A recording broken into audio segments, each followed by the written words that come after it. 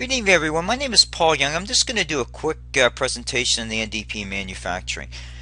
So the very first slide you're seeing is the flow. So in general, when you go to your store to buy the goods and you take them home, like bread, buy a car, or just any sort of food or consumer products, there's a process that goes from raw materials, labor, machinery, equipment, and overhead to produce that good as part of what we call the finished good. So the left hand side of the screen, you're seeing the process from mining extraction to labor to basically the overhead in terms of hydro rates and etc. as part of the manufacturing process.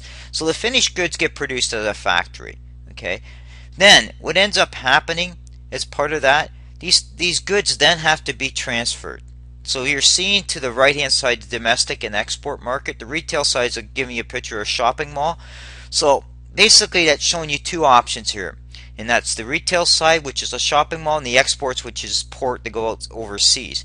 Goods don't just walk to the retail sector. They don't just walk to ports. They have to move along the supply chain. Either they move by rail, which tends to be by diesel, or they move by freighter, which tends to be by diesel, or they move by pipeline, which tends to be taking the oil extraction process or natural gas and then moving it through a pipeline through areas, or they move by tanker truck or by vehicle. All those are part of the GHG. So if any government tells you that they're looking at cap and trade, then you need to look at the whole process from manufacturing finished goods to distribution to the final say, which is retail export market, because that cost gets passed along the way to either higher retail prices or it drives exports, which will also increase the cost of exports. So why did I pick on Thomas Mulcair? Because he has a tendency to speak in riddles.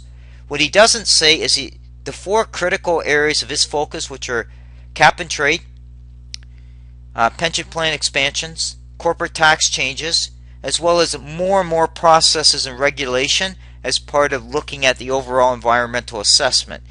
Any one of these things adds cost to a business. So if costs are going to be passed to a business, they're going to pass along to the consumer, which is you at the end of the day, through higher prices. The funny thing is Mulcair talks about taxation and basically says I'm there to support taxation. What he doesn't talk about that how the impact of his policies will have on foreign direct investment or the cost of the finished goods that you'll pay at the retail store. So what you need to ask yourself is how valid are these proposals that Mulcair is doing that are going to impact your day-to-day life of just trying to survive? Well, in general, they're going to probably add 4 to 8% more cost to your family. So if your budget's tight as it is, you're now going to have to deal with 8% higher cost.